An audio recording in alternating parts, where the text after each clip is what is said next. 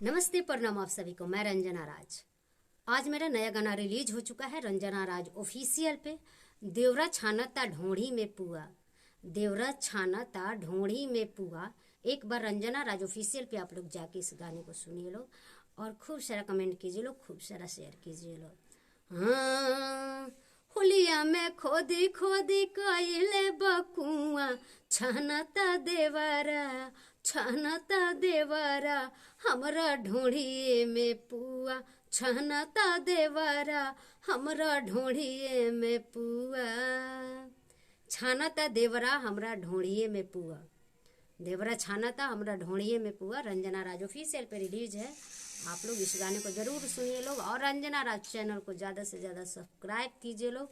और अभी आप लोग देख सकते हैं मैं स्टूडियो में बैठी हूँ, रिकॉर्डिंग स्टूडियो में, और अभी मेरा नया गाना रिकॉर्ड होने वाला है। तो मैं फिर नए गाने के साथ कल मिलते हैं दूसरे वीडियो में।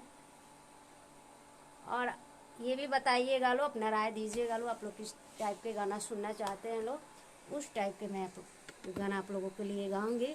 तो एक बार फिलहाल में जाके जरूर सुनिए लोग, देवरा छानता ढोढ़ी में पुआ।